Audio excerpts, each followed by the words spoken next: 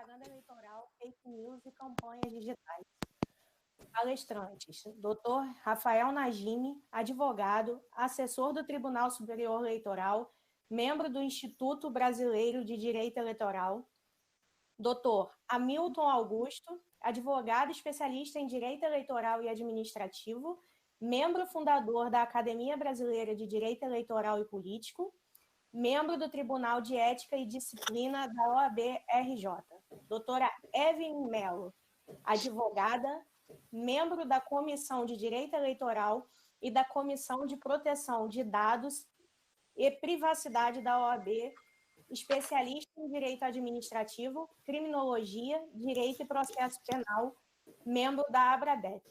Temos como presidente doutora Elisa Abud, advogada, membro da Comissão de Direito Eleitoral da 12ª Subseção, ex-procuradora-geral de São Francisco do Itabapoana. Mediador, doutor José Miguelito, advogado, membro da Comissão de Direito Eleitoral e da 12ª Seção da OAB-RJ. Passo a palavra agora para a doutora Elisa. Olá, boa tarde a todos. É um prazer estar aqui presidindo essa mesa, com grandes nomes, grandes colegas, e aí abordar um tema que, não diferente dos outros abordados, está passando por uma grande mudança em decorrência, ou pode passar por uma grande mudança, em decorrência aí da pandemia do coronavírus, né? O nosso painel vai tratar sobre propaganda eleitoral, fake news e campanhas digitais. E aí, quero já iniciar fazendo algumas considerações e abrindo algumas possibilidades aí que os doutores possam contribuir com o nosso conhecimento, com relação às campanhas eleitorais nesse período de pandemia, em que nós tivemos que passar aí por uma consequente e drástica mudança no nosso comportamento com relação à campanha eleitoral, em decorrência da necessidade do cumprimento de algumas normas de isolamento social, devido ao combate à doença, né? Como será agora a campanha eleitoral nesse período em que tão recentemente o TSE se posicionou e autorizou convenções partidárias feitas através de formas virtuais. Quais os riscos de propagandas antecipadas? Né? Quais os riscos ainda que poderão aumentar as fake news? E aí passo a palavra para o doutor Rafael para contribuir conosco aí nesse painel. Bom, olá, boa tarde a todos. Eu gostaria primeiramente de agradecer o convite. Eu faço em nome da doutora Priscila Marins, amiga, e está organizando esse brilhante evento, né, com grandes nomes do Brasil inteiro. Gostaria também de cumprimentar todos os presentes e cumprimentar e parabenizar a OAB, e eu faço na pessoa da doutora Elisa, do doutor Josué também, amigo. E, bom, cumprimentar meus colegas de mesa, doutora Evelyn, doutor Hamilton, parabenizar todos que já falaram e ainda os que virão, os brilhantes palestras que nos antecederam, doutor Frazão e Damião, grandes amigos que me antecederam agora há pouco, brilhantes falas. Eu queria, nosso tema propaganda eleitoral, né, fake news e campanhas digitais. Eu queria explanar e trazer uma dúvida, eu gosto sempre de trazer dúvidas em palestras, em eventos, né, que eu acho que o objetivo é muito esse, nos fazer pensar e não trazer certezas, né? Eu queria aproveitar o tema, começar minha fala e depois responderia as perguntas com o maior prazer, mudando um pouco o enfoque do tema propaganda, e vou explicar. Nós nos habituamos, nós que estamos no eleitoral há muito tempo, e quem está hoje em dia continua com esse mesmo mote, nós nos habituamos a discutir propaganda e a debater propaganda sob a ótica do candidato. Então, a gente fica discutindo, debatendo academicamente, no dia a dia da advocacia, isso é ótimo, não estou aqui reclamando, sobre o que é proibido, o que o candidato não pode fazer, tudo que ele pode vir a ser punido se ele fizer. Eu queria propor uma discussão, e venho propondo isso, uma mudança de enfoque para o eleitor. E vou explicar por quê. Nós vivemos numa democracia, certo? Isso questione-se um pouco ou muito, isso é fato concreto na nossa vida. Em uma democracia, ela se constitui de vários fatores, mas sob a ótica do eleitor, né, sob a ótica do principal ator da democracia, vamos colocar assim, ela se constitui com voto livre, certo? Nós precisamos de voto livre. Se não tivermos voto livre, não temos democracia, temos um arremedo de democracia. As repúblicas pouco democráticas, vou falar aqui da Alemanha, que já não é, para evitar qualquer tipo de discussão, a Alemanha Oriental se chamava República Democrática Alemã, e por isso era uma democracia. Não importa o apelido que você dê, você tem que ter todos os requisitos para caracterizar uma democracia. E foi-se o tempo em que o voto livre era somente, você só combatia a não liberdade do voto, combatendo o voto de cabresto, combatendo aquele voto por coação, né? Então, a pessoa não votava livremente porque ela votava em quem lhe diziam para votar ou lhe obrigavam. A democracia evolui, os requisitos da democracia também evoluem. E aí que a gente começa a entrar no nosso ponto especificamente de propaganda. A gente evolui nos requisitos e às vezes fica com o pensamento para trás ainda, sem evoluir no trato do eleitoral em relação à democracia. O voto livre hoje em dia, entendo eu, acompanhado de muitos outros, obviamente, ele pressupõe um voto consciente. Eu não tenho um voto livre se eu não tenho um voto consciente. Se um voto sem informação, um voto sem ponderação, sem julgamento do que é o melhor, de quem é o melhor candidato, de quais são as melhores propostas, não pode ser chamado de voto livre, porque ele não é consciente. Se eu voto sem informação, ou se eu voto com uma informação falsa, aí o tema da fake news é muito importante o combate, porque ele também ataca o voto livre, né? Não é o tema central do meu painel, mas também tem a ver. Se eu não tenho um voto consciente, eu não tenho um voto livre. E aí vem a pergunta que eu faço o link com o nosso tema, que eu acho muito importante a gente começar a refletir sobre isso. Há alguns anos já venho me batendo sobre isso. O modelo de propaganda que nós temos hoje garante um voto livre, garante um voto consciente. Ele, dito de outra maneira, ele trabalha para viabilizar a consolidação da democracia? E já vou antecipar o fim do filme, eu entendo que não. Por vários motivos. E o mais grave deles, a meu sentir, é o tempo de propaganda. Nós temos uma propaganda curta, espremida, rápida, que foi só sendo diminuída e que nem se discute em aumentá-la. Ela não leva para o eleitor toda a informação que ele precisa, não há tempo de debate, tá? É uma propaganda muito curta e muito criminalizada, para usar a palavra correta, sem meias palavras, na qual o eleitor não consegue nem receber e muito menos ter tempo para assimilar a informação. E a gente, nesse modelo de propaganda que a gente tem atualmente em relação ao tempo, a gente teve uma mudança muito sutil em relação a isso, há pouco tempo atrás, que foi a instituição e a normatização da pré-campanha. Né? A gente teve uma pré-campanha que o legislador trouxe e a gente está nela, né, nesse momento. Mas ela não é suficientemente aproveitada, e aí não vai uma crítica nem ao Ministério Público, nem ao Judiciário, nem aos advogados, nem a nós, operadores do dia a dia, mas é uma crítica acadêmica de mudança de pensamento, necessidade de mudança de pensamento. Ela não é bem aproveitada porque nós estamos ainda com o olho para o passado. A nossa pergunta, o tempo todo, hoje, quem trabalha com direito sabe disso, como fazer para o candidato não abusar? Como fazer para o candidato não aparecer como candidato antes da hora? Como se isso fosse, e aí é o que mais me espanta, a gente não consegue virar a ficha, como se isso fosse o problema central da democracia. Alguém admitir que é candidato que quer vencer uma eleição. É tão contraditório o nosso modelo de propaganda que, sem querer ofender ninguém, beira o ridículo.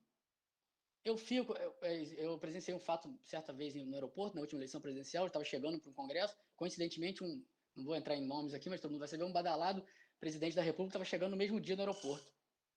E aí, no estado do norte. E aí, a população, né, tinha recebido, ainda estávamos em pré-campanha, e a população gritava, presidente, presidente, presidente, e ele, bem orientado juridicamente, disse, e chega a ser engraçado, mas é isso que acontece, não sou eu que estou falando, são vocês. Quer dizer, a gente fica com essa...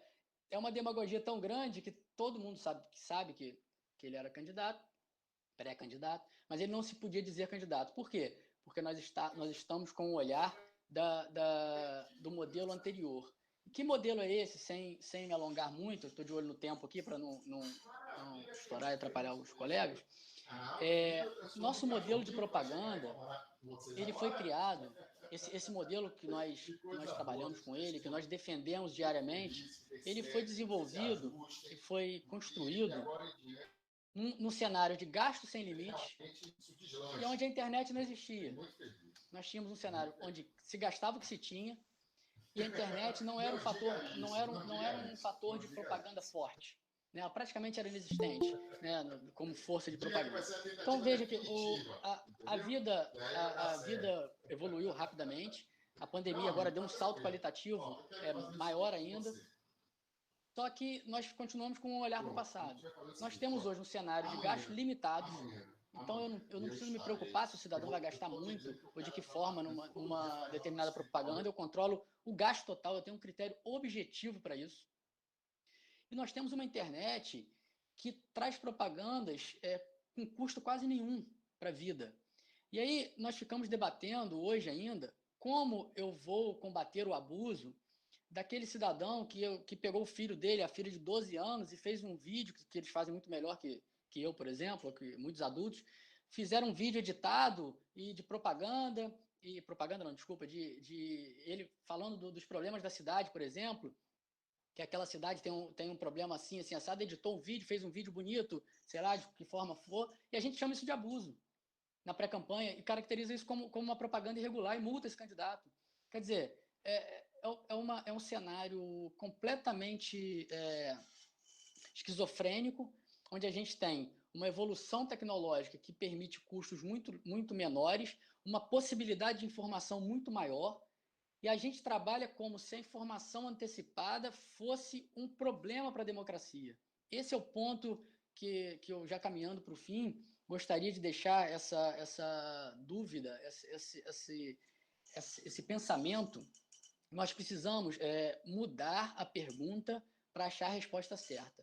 Enquanto nós estivermos perguntando como fazer para evitar que o candidato se mostre candidato antes do prazo e assim atrapalhe a democracia, nós temos que perguntar como fazer para que os pré-candidatos, chame-se como quiser, que é até engraçado isso também, mas como fazer para quem tem interesse na política apareça cada vez mais, com mais tempo, combatendo somente o abuso e não o uso. Hoje em dia nós combatemos o uso, chamamos de abuso, mas combatemos o uso e assim atrapalhamos a democracia. Nós que fazemos isso somos massa de manobra para manter um status quo e não somos garantidores da democracia. Tá? Quem fica combatendo todo pretenso candidato que quer aparecer na internet ou de qualquer outra maneira com gastos módicos, lógico, não é um garantidor da democracia. Desculpa matar o Papai Noel de muitos, mas não é. Você está trabalhando para um status quo, para manter um status quo. Por quê?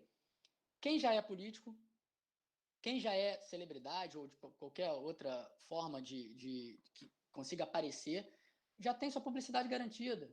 Você não tem como proibir isso, né? A não ser proibir os abusos. Agora, quem não é, também não pode aparecer. Tem que ficar esperando o limite, praticamente, da propaganda para começar a mostrar suas ideias, apesar da lei garantir. Como eu digo, a pré-campanha garante isso, mas nós que trabalhamos com direito também, além da academia, gastamos boa parte do tempo dizendo o que não pode na pré-campanha, apesar da lei dizer que pode, ou como fazer para não violar a lei. E o cerne desse ponto, caminhando para o fim, não é o cidadão, não é o eleitor, não é o candidato. O problema, quem sofre o maior problema é o eleitor. E, por via de consequência, a democracia. Se a gente não tem informação, se o eleitor não tem informação, ele não tem como fazer um bom juízo de valor. E aí nós reclamamos do distanciamento do eleitor. O direito eleitoral, a gente trabalha muitas vezes com problemas e soluções equivocadas e muitas vezes a gente reclama de uma coisa que a gente mesmo constrói. A gente reclama do distanciamento do eleitor, mas proíbe a propaganda.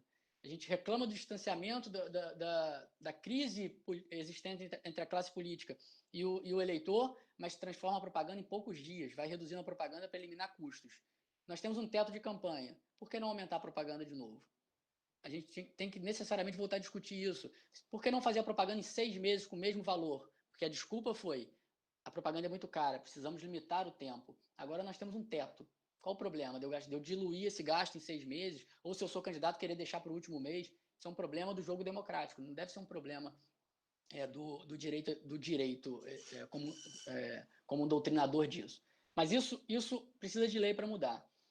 Mas a gente precisa mudar o nosso pensamento, concluindo, para, mesmo no pouco que o legislador nos deu, que é a pré-campanha, nós mudemos o foco e trabalhemos para garantir a maior possibilidade possível de publicidade para as pessoas, garantindo a informação para o eleitor. Senão nós vamos comprometer o processo democrático e não garantir o processo democrático como a gente defende via nas ações ou mesmo nas doutrinas e nos livros, que se proíbe a propaganda para se garantir a democracia. Isso é uma contradição em termos, é impossível. Você proíbe o abuso para garantir a democracia e não a propaganda. Bom, sem me alongar demais, para deixar tempo para as perguntas, era essa ideia que eu queria deixar. Ouvir as suas considerações, as suas ideias.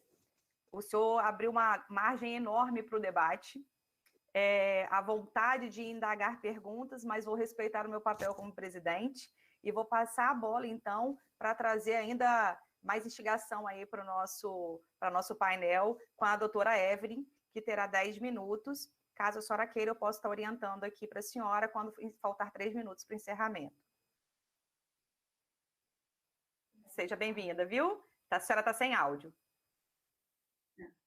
Obrigada. Eu gostaria de começar agradecendo a doutora Priscila Marins, a presidente da Comissão de Direito Eleitoral, pelo convite, pela importante organização desse evento, cumprimentar todas e todos os meus colegas que estão aqui presentes. Eu não vou nem nominar, porque eu já vi tanta gente passando, mas saudar o doutor Eduardo Damian, que é o presidente da Comissão Nacional de Direito Eleitoral, e o doutor Luciano Alvarenga, que é o presidente da Comissão Estadual também, em nome desses 3 personagens, da Priscila,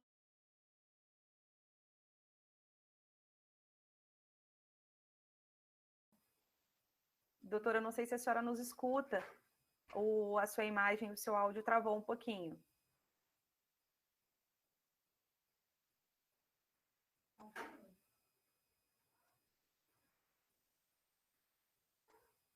Nós vamos entrar em contato com ela aqui, para que talvez ela mesma não tenha percebido. Vamos fazer o seguinte. Vamos ver se ela voltou. Voltou. Doutora Evelyn, a gente estava tentando contato com a senhora.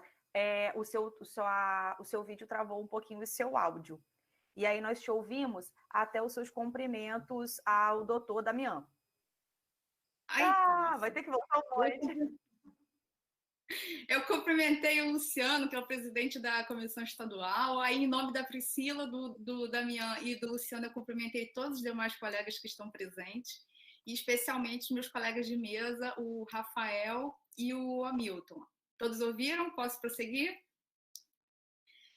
Então, pegando o gancho da fala do Rafael, da limitação do acesso à informação que o eleitor tem, pelo importante papel que a propaganda eleitoral cumpre, a justificativa de reduzir o tempo de campanha se fundamentou tanto na questão dos gastos do dinheiro, né, para fazer a campanha com recursos módicos, e para tentar, né, ter um equilíbrio, como o Frazão estava falando na mesa anterior, uma tentativa de igualdade de armas, paridade de condições entre os candidatos, o que não é real. E a internet, então, veio cumprir um papel de expandir a propaganda eleitoral, que já foi tirada das ruas e foi tirada da TV pela redução do tempo de propaganda, para se ampliar através da internet. E em 2017, passou-se a autorizar o impulsionamento desse conteúdo na internet. Todos esses debates feitos na internet, eles têm seus prós e contras. E aí eu vou já entrar nas fake news. A gente que trabalha com eleição há muitos anos, e até mesmo antes de trabalhar com eleição, quem era criança provavelmente viu o derrame, né, aquela voo noturno. Então, a gente viu uma série de irregularidades na propaganda que, inclusive, propagavam desinformação, mentiras, fatos descontextualizados, isso tudo para abalar a honra e a visibilidade, a postura pública, né, desse candidato. Só que antigamente, nos meios analógicos, quando era só papel, era mais fácil de conter, ou também, se não fosse tão fácil de conter, não tinha tanta disseminação da desinformação na propaganda eleitoral. E hoje em dia, pelo contrário, com o uso da internet, a gente tem uma viralização desse conteúdo de desinformação, que a gente popularmente chama de fake news, mas que não é só notícia falsa. A desinformação, que é o termo inclusive usado esse ano na resolução da propaganda eleitoral editado pelo TSE, que pela primeira vez editou uma norma obrigando os candidatos, os partidos políticos e as coligações a verificarem a fidedignidade das informações que serão veiculadas na sua propaganda sob pena de responsabilização.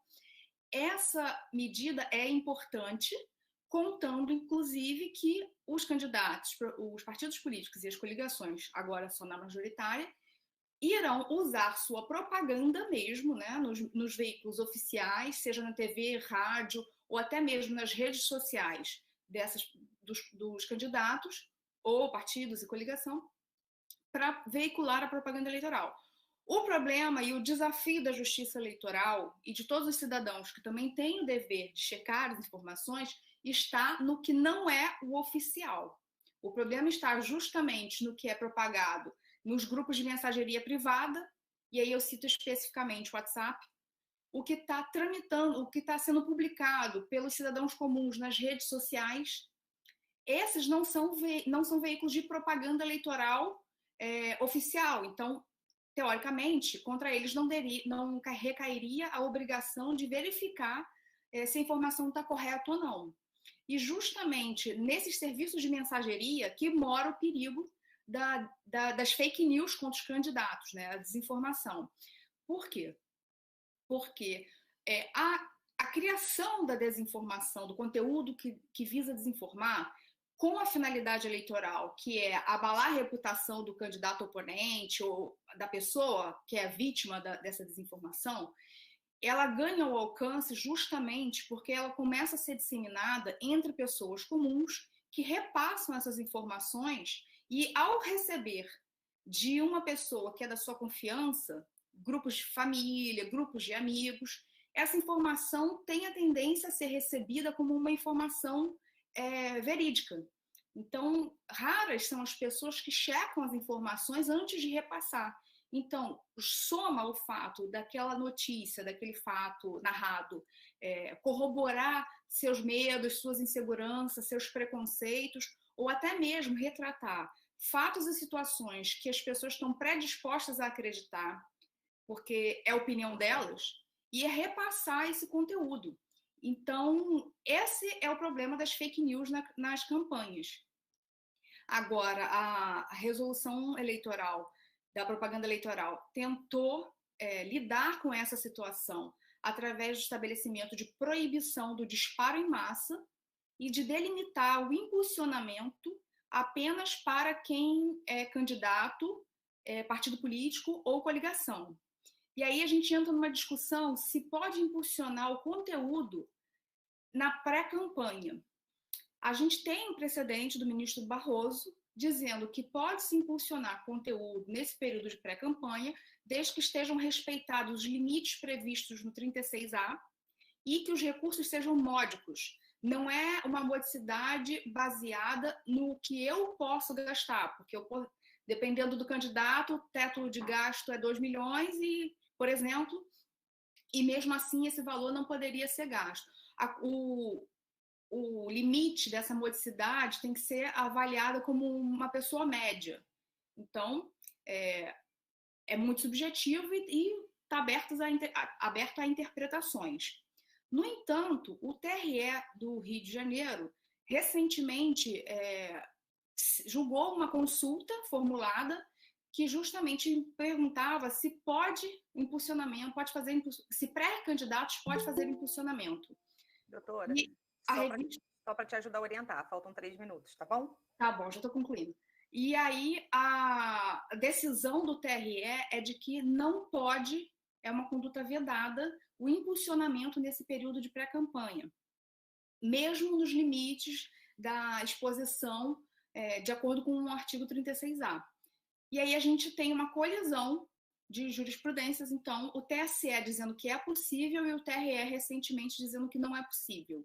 Isso, mais uma vez, delimita o que o Rafael que me antecedeu estava falando. Como é que os cidadãos comuns vão saber, vão tomar conhecimento da figura dos pré-candidatos, quem são, como atuam, se eles já não têm um mandato eletivo? Se são pessoas novas na política, como é que eles vão conseguir concorrer em pé de igualdade, né? Conseguir o mesmo alcance de visibilidade de quem já tem toda a visibilidade decorrente do seu próprio cargo, ou até mesmo de uma posição pública que ocupa, e como é que essa pessoa vai conseguir se colocar, se apresentar e até mesmo, eventualmente, demonstrar suas opiniões públicas, seus atos, até o seu histórico. Então, a gente tem uma ferramenta que ainda não está sendo usada em toda a sua primazia. Obrigada pela oportunidade de falar com vocês. Doutora, a senhora colocou mais uma sementinha, né? E ajudou a regar do doutor Rafael. A gente está linkando os assuntos. Não tem como tratar eles individualmente. E para ir, e assim, para nos ajudar e colocar mais uma sementinha e falar aí sobre um assunto abordado pelo nosso painel, eu convido o doutor Hamilton Augusto, que terá 10 minutos também. Boa tarde a todos. Vocês me ouvem bem? Bom, quero agradecer o convite aqui da OAB, da subseção de Campos, na pessoa da doutora Priscila. Parabenizar todos que me antecederam aqui, dizer que é uma honra grande estar aqui com vocês, cumprimentar meus amigos, colegas de mesa aqui, doutor Rafael, que explanou tão bem o tema, esse que eu comecei a denominar de estrangulamento da propaganda eleitoral, doutora Evelyn também, que trouxe a sua contribuição sobre a questão das fake news e da pré-campanha, dessa questão do impulsionamento, que de fato está gerando tantas dúvidas. Aproveitar para cumprimentar também a doutora Elisa e o doutor Josué. Essa questão que o doutor Rafael, eu vou pensar um pouquinho, até no que eles já falaram.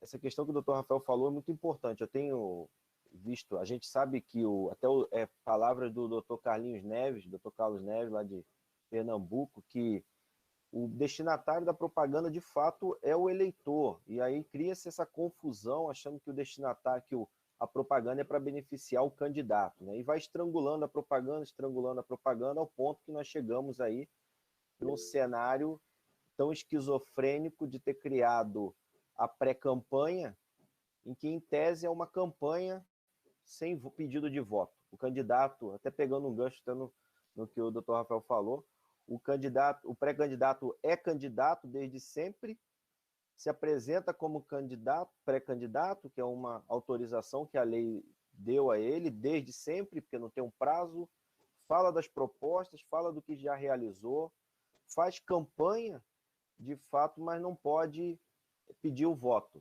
porque aí tinha que criar uma restrição, senão nós teríamos um período infinito de campanha eleitoral. Então, ficamos nesse limbo, e aí as dúvidas são enormes.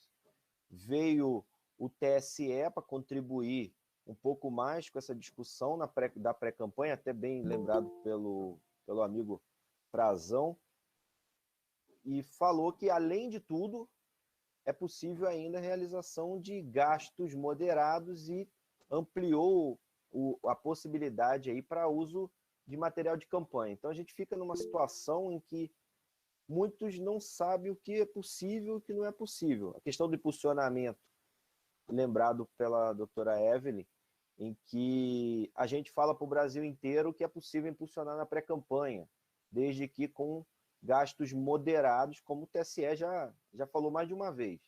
Aí o TRE do Rio de Janeiro responde à consulta dizendo que é vedado impulsionamento na campanha. Então, você tem que delimitar o território em que você vai falar.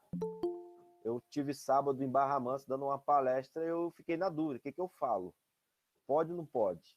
Então, eu preferi falar que não podia. Falei, vamos fazer assim, não pode, porque vocês vão ter uma decisão de um juiz local que possivelmente vai seguir o que o TRE está falando, o TRE vai manter a multa, aí você vai ter que discutir uma multa por impulsionamento no TSE. Então fica uma coisa meio sem sentido. Eu entendo que aí, nesse caso, caberia, até fiz uma provocação sobre isso, caberia uma reclamação direta ao TSE para dar uma organizada na casa, porque serão inúmeras punições. Muita gente está impulsionando na pré-campanha. E aí, dentro dessa questão, falando um pouco da pré-campanha e de propaganda, o tema que a gente está discutindo aqui, essas limitações prejudicam em muito, e esse período de pré-campanha, com a autorização que o TSE já deu, né, e a lei trouxe, eu entendo que é possível criar, sim, material de campanha. O problema está na questão do gasto moderado, né, porque não se delimitou o que é gasto moderado. Aí a gente vai para a seguinte situação, você tem uma situação aí de gasto moderado, que a gente tem um teto de campanha, mas um detalhe que muita gente, eu ainda não, confesso que eu não cheguei a discutir esse assunto e não parei ainda para analisar quem estaria já debatendo. Você tem uma situação que na pré-campanha, o gasto moderado realizado pelo candidato, ele em tese ele estaria limitado pelo autofinanciamento. Então, além disso, ele tem ainda que, em tese, respeitar 10% do teto da campanha, correndo o risco de cair num abuso na pré-campanha, que não é difícil de se vislumbrar, né? Então, inúmeras situações que só prejudicam, aí o que o doutor Rafael falou, só prejudica essa questão do abuso, tudo é abuso, nada pode, e a gente tem que ficar no meio disso, tentando decifrar e dar um norte, porque as dúvidas são enormes. Nós teremos aí muitos problemas na campanha eleitoral, eu tenho feito uma análise geral e vislumbrado muitos problemas. Você tem a questão da pandemia, pegando um gancho na questão da pandemia, você tem autorização sobre a questão da conduta vedada, que até foi falado pelo colega Frazão, que você, pelo parágrafo 10 de 73, você tem uma excepcionalidade desse ano de calamidade pública em que é possível fazer assistencialismo.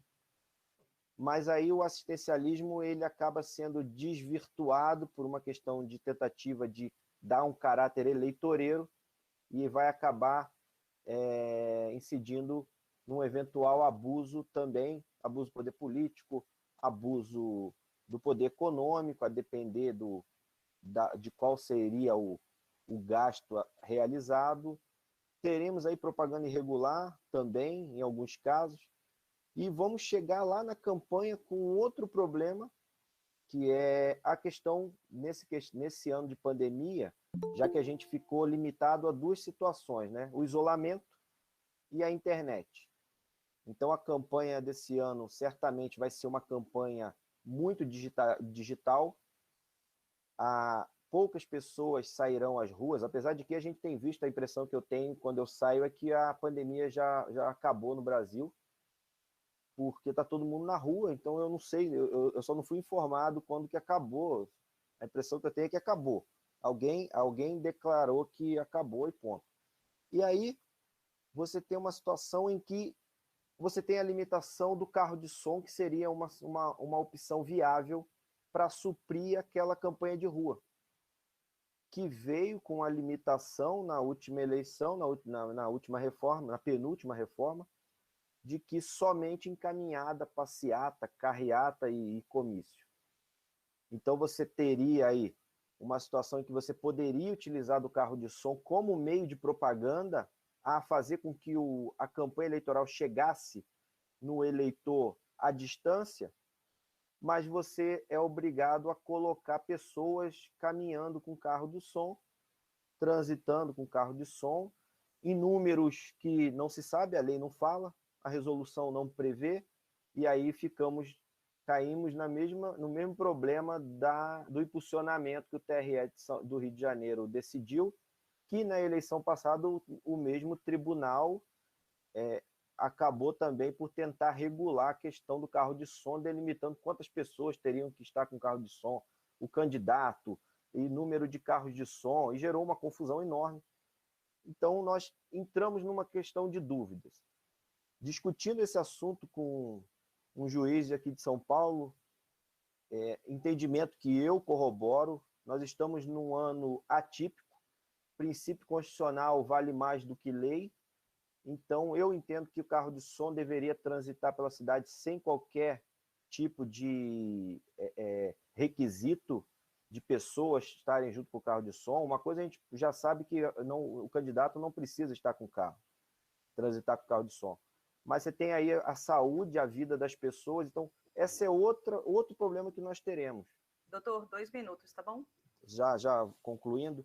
E nós vamos ter mais um problema agora que foi criado pelo TSE, que está gerando dúvidas em todo mundo, que é a declaração de inexistência da figura autônoma do abuso do poder religioso, que embora eu imagino que outros colegas vão falar sobre abuso do poder religioso, mas só para adentrar a questão da dúvida que está se gerando nos candidatos, nos pré-candidatos, que é achar que tem um salvo-conduto para fazer propaganda dentro das igrejas dos templos. E, na verdade, não tem esse salvo-conduto. Então, somente não existe a figura autônoma do abuso. Mas vão acabar sendo punidos por propaganda irregular, abuso do poder político, uso indevido dos meios de comunicação. Então, dentro desse cenário todo de dúvidas que a legislação eleitoral, a jurisprudência da Justiça Eleitoral acaba nos trazendo, eu acho que a gente teria que tentar chegar aí a uma regulamentação mais genérica da propaganda, ampliar um pouco mais, tirar o viés de punição, só punição, e educar para que a gente evite tantos problemas como a gente tem visto. Essa é a minha contribuição, fico aberto aqui ao debate, agradecendo novamente a todos. Doutor Hamilton, que enriquecedor e instigando a gente ainda mais para um debate.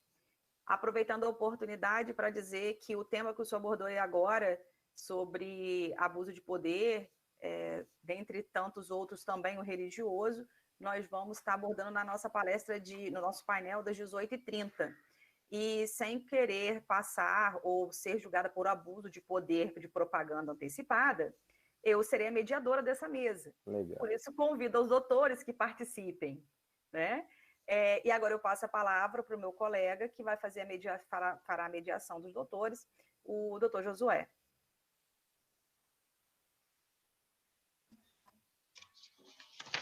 Boa tarde a todos.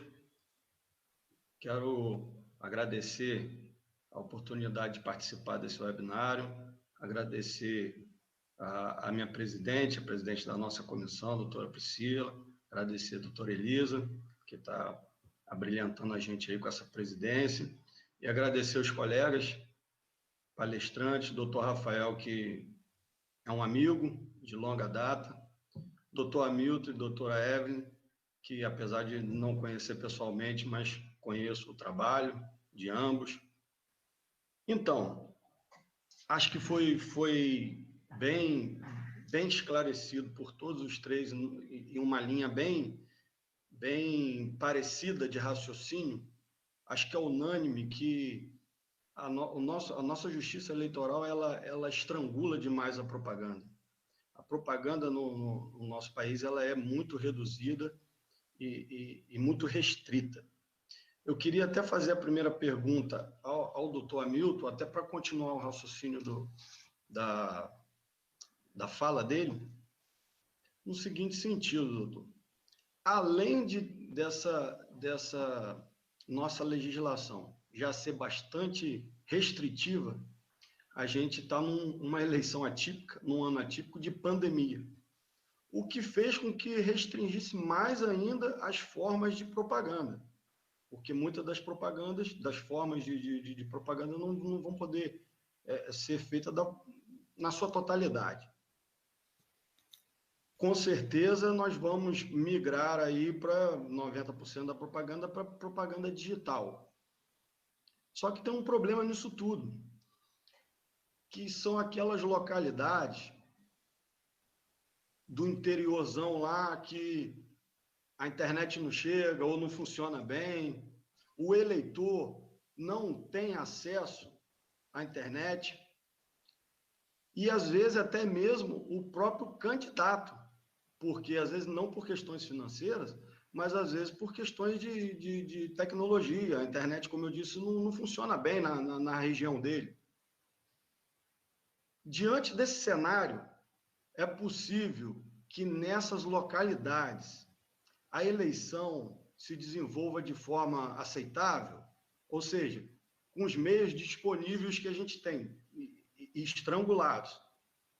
Será que o candidato vai conseguir chegar ao eleitor? Bom, agradeço a pergunta, doutor José. De fato, não se tem uma outra solução, né? Nós estamos, uma dúvida que tem surgido, que eu tenho sido muito questionado, se há alguma limitação à propaganda, do tipo, poderá ser limitado comício, pode ser vedado comício, e eu tenho visto prefeitos, e eu tenho alertado para isso, prefeitos editando decreto, vedando a realização de comício no município. Então já começa a cometer o primeiro crime eleitoral, porque ele não pode interferir na propaganda eleitoral. E aí você tem a questão da limitação, claro, mas vai depender de toda uma análise dos órgãos de saúde pública, estaduais e federais. Eu entendo que seguiria aí, no caso, a regra que fala da eventual alteração, os colegas podem me corrigir se eu estiver equivocado, eventual alteração da data da eleição, que a própria emenda constitucional 107 autorizou, né? Que pode ser no município em que a pandemia estiver muito avançado, pode ser aí levado até 27 de dezembro a data da eleição. Então, com base nos pareceres de órgãos públicos de saúde, estaduais e federais, Ministério da Saúde, Secretaria de Saúde, e o decreto do Congresso. Não chegaria tanto necessário um decreto do Congresso para isso, entendo eu. A Justiça Eleitoral poderia tomar, talvez, essa decisão de restringir por um poder de cautela, geral de cautela, mas a vedação à propaganda não é permitido por qualquer parte, nem pelo gestor municipal, por exemplo. Então, em tese, estão permitidos todos as manifestações de propaganda eleitoral, todas as espécies de propaganda eleitoral, mas não vai chegar, por certo, ao eleitor, porque muitos não vão atender aquele que bater a sua porta para entregar o santinho, muitos não têm acesso à internet, sequer tem um celular, não é menos da metade da população que tem acesso dessa forma, então certamente ficará limitado. Aí vai a questão que o doutor Rafael falou bem do debate. O debate você ainda tem a redução aí, a limitação relacionada ao número de parlamentares. O partido político não é obrigado a ser, não tem autorização, não tem a obrigação de ser convidado aquele que tem aí até o mínimo de 5 parlamentares. Eu, em 2015 ou 2016, entrei com uma DI para o PRTB, na época que eram exigidos 9. E o STF falou que era constitucional a regra. Então, você já limita aí a propaganda. Então, todas essas limitações vão prejudicar, sim, mas o grande número de abstenção, que eu entendo que vai ser muito exagerado essa eleição. A eleição na França, recentemente, teve aí uma abstenção de 70%. Então, aqui deve pairar por aí, se não ficar ali 60%, 50%. Isso vai prejudicar o principal destinatário da propaganda eleitoral, que é o eleitor. Obrigado, doutor Milton. Passando à doutora Evelyn. Doutora Evelyn, no assunto abordado pela senhora com relação às fake news, a gente sabe que as fake news tiveram grande repercussão nas últimas eleições de 2018, né, com a possibilidade do impulsionamento. Essa permissão fez com que causasse muitas desinformações, que são as apelidadas fake news. E o TSE, né, a Justiça Eleitoral, resolveu criar mecanismos, vamos dizer assim, para essa eleição agora. na resolução de 19, que foi, como dito pela senhora, com relação a que os partidos, os candidatos, eles terão a obrigação de zelar pela fidedignidade da informação. Esses mecanismos, o que eu queria saber é o seguinte, essas medidas adotadas, elas podem ser consideradas eficazes? Elas atendem ao controle que a Justiça Eleitoral está buscando? Então, Josué, nem a Justiça Eleitoral, nem a Justiça Comum e nem o Congresso Nacional está conseguindo pensar numa medida eficaz de combate às fake news. Tanto que, nesse momento, a gente tem, que hoje está na Câmara, né, mas já passou pelo Senado, o projeto de lei de responsabilidade e transparência na internet, que é popularmente chamado o PL das fake news. Não tem ainda um instrumento único e eficaz que combata as fake news. Todas essas fórmulas que foram apresentadas, elas contribuem para diminuir essa disseminação. Mas, inclusive, eu tenho dito reiteradamente que nenhum desses instrumentos vai ser o suficiente se também a gente não começar a debater uma educação digital. Foi como eu falei, quando a gente recebe uma fake news disseminada pelo WhatsApp, a gente tem que verificar, na verdade, se a gente recebe uma informação encaminhada pelo WhatsApp, a gente tem que verificar se aquele conteúdo é verdadeiro, qual é a fonte, antes de repassar. E a gente não tem esse costume, né? Então, a Justiça Eleitoral, pela primeira vez, deixou expressamente proibida a contratação de disparo em massa, mas, repito, 2018 não tinha essa vedação e não foi por causa disso que não houve disparo em massa. Até porque isso também foi gasto por fora. Isso foi feito empresários, supostamente, né, que está se apurando. Empresários que pagaram esse disparo em massa, empresas foram contratadas. Perceba, se a gente já tivesse nas eleições de 2018 uma regra que proibisse o disparo em massa, a forma como foi feita já teria sido feita por fora. Então, me parece que não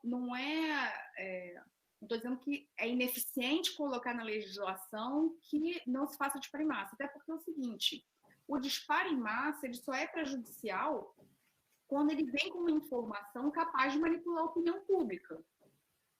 Na minha opinião, se um candidato tiver um banco de dados regularmente instituído, e agora que a LGPD está nesse drama, está em vigor, não está, eu acho que está, mas enfim. Se a gente tiver um banco de dados que está regularmente instituído, o candidato quer mandar sua mensagem, sua propaganda que é lícita e cumpriu todos os requisitos previstos em lei para todas as pessoas inscritas nesse banco de dados, na minha opinião, ele poderia fazer esse disparo em massa. Legal, lícito. Mas a Justiça Eleitoral preferiu limitar e dizer que ninguém vai poder fazer. Absolutamente nada, não interessa o conteúdo, não interessa a forma, nem sabe nem como o seu banco de dados está formado.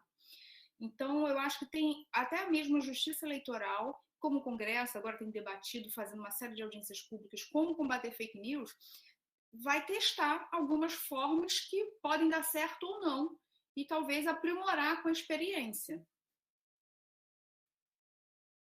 Obrigado, doutora Evelyn, muito bem esclarecido.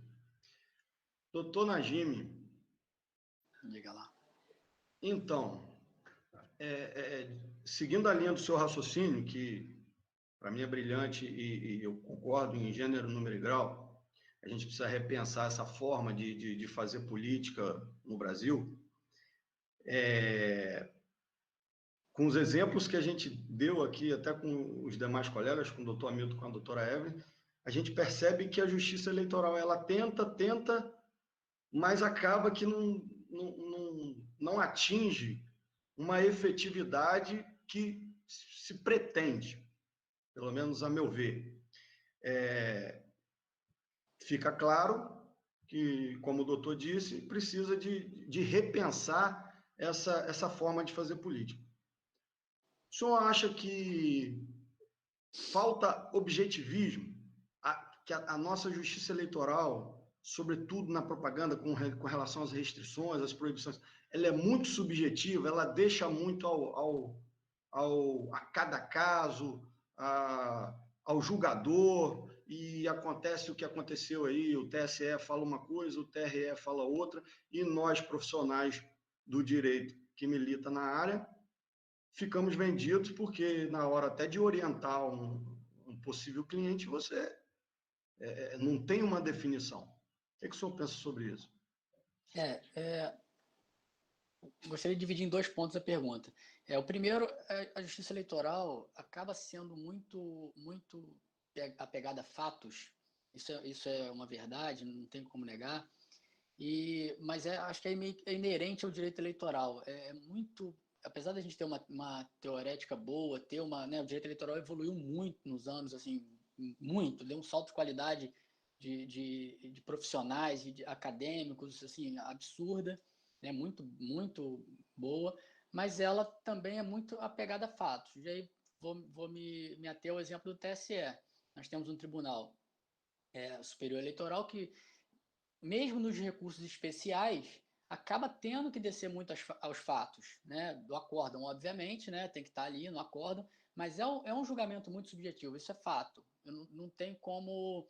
eu acho que a gente não tem como se livrar disso, nessa parte dos fatos, porque a vida real é rica, e a vida eleitoral é mais rica ainda, né? As invenções, né, às vezes são demais, né? A gente até fica... né? A criatividade é algo que foge do senso comum, verdade seja dita, no direito eleitoral.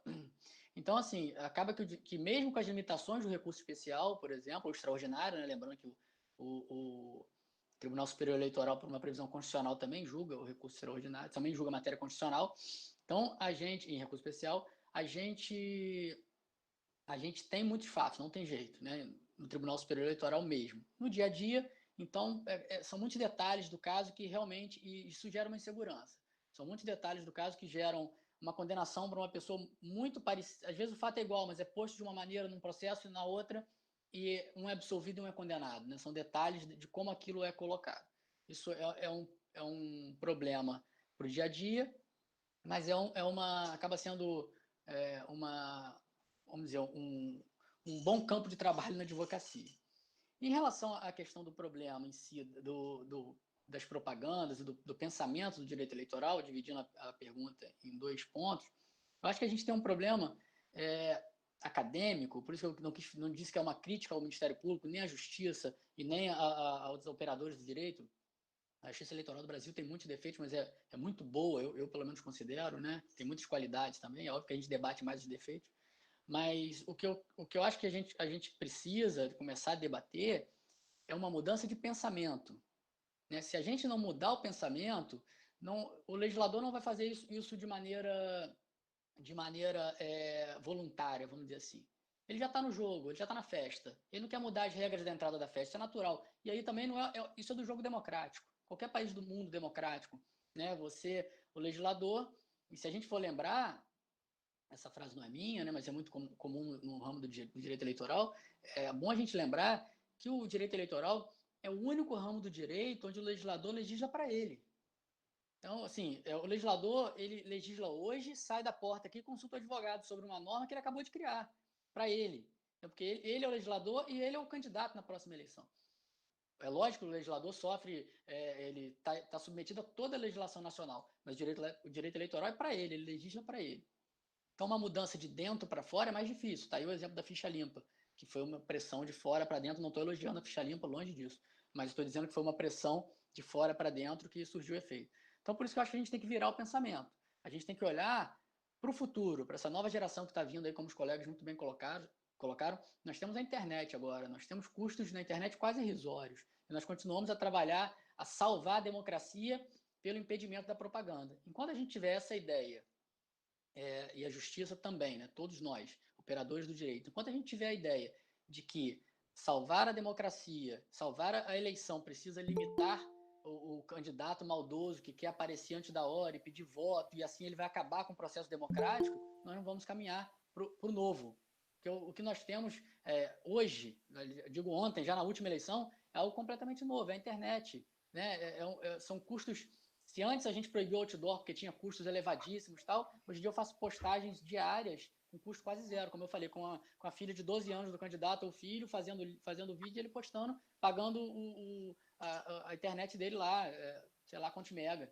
Então, assim, as eleições de 2020 virão com muitas novidades, né? Sim, mas a gente continua olhando no retrovisor, proibindo o candidato de fazer propaganda para salvar o eleitor pobrezinho Doutor, do maldoso candidato. Quero agradecer a presença do senhor, a sua participação, foi inexplicável. Doutora Evelyn, não a conhecia e adorei, em especial saber que a senhora está participando de um painel como esse e com as suas atuações aí, fiquei bem encantada. Doutor Hamilton, muito obrigada, conseguiu aí apanhar os dois que te antecederam e fez um fechamento perfeito. É o meu colega Josué, que fez uma mediação aí e instigou vocês ainda mais com essa participação. Obrigada a todos. Vou dar por encerrado, então, esse painel e já temos outros palestrantes aguardando. Boa tarde para todo mundo. Obrigado aos colegas. De novo, não é propaganda antecipada, mas participa do painel de 18h30. Pode deixar. Obrigado, um abraço. Obrigado a todos. Obrigado, boa tarde.